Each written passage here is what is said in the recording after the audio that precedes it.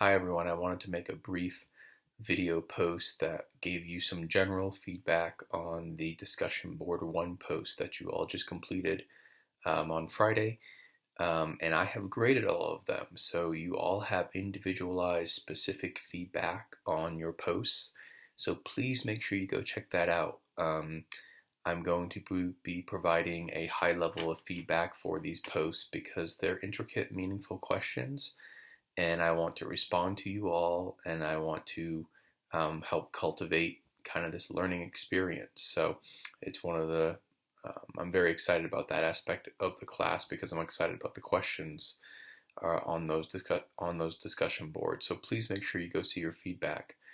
Um, in terms of the responses, I was actually really excited. There was quite a variety of responses regarding which theories you all thought might kind of fit you best and why.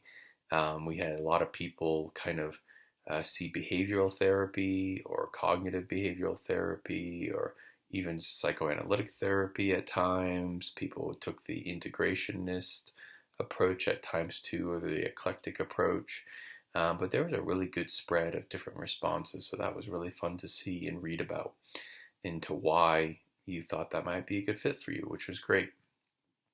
Um, Interestingly, in the therapy field, it's very well known that although theories are important and they do help inform treatment, I myself use a variety of different kind of theories to help inform my treatment. But I also know that it's really the therapeutic relationship that is the most important thing. So there's been multiple research studies for across multiple decades that show it's really the relationship between the therapist and you that is the most predictive component of whether therapy will be successful or not, whatever that may be. So the relationship is very powerful. Less to do about the actual modality of therapy, more to do with the relationship.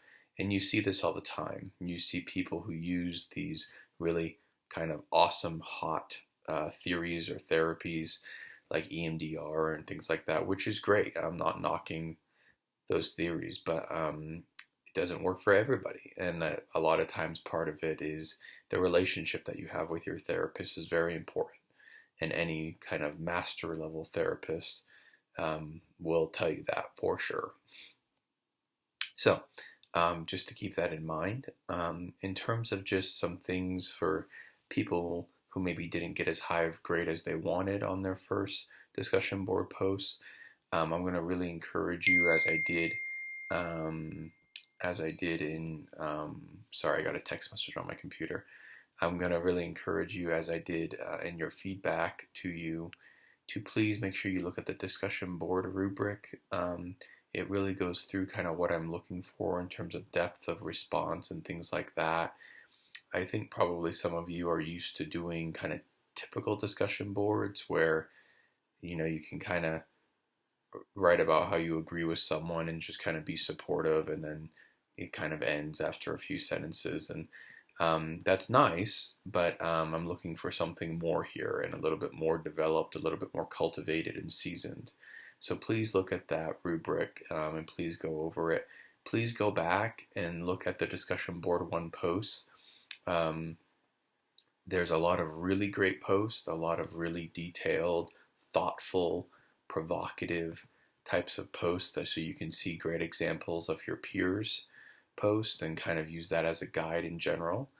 So please feel free to do that too as a guide. That would be a great option to learn how to make fuller posts for yourself.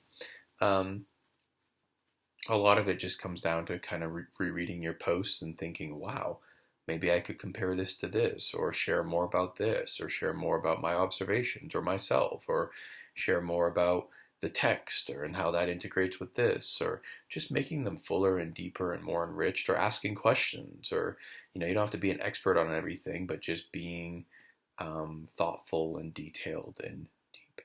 So the discussion board 2 post that we have coming up here is a little bit different. I won't go through it all here on this video post, but it's a little bit different. You have to review kind of a PDF PowerPoint thing and kind of react to it.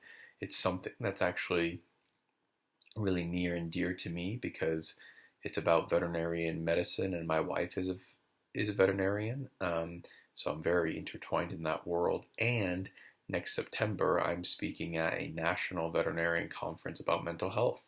So this is all pretty important stuff because it's a population of people who don't understand mental health very well and kind of neglect their mental health pretty frequently, and that really impacts them. So please check that out and roll with that discussion board 2 prompt, and I really look forward to reading those. Please email me with any questions. I hope you're enjoying the class. Talk to you all soon.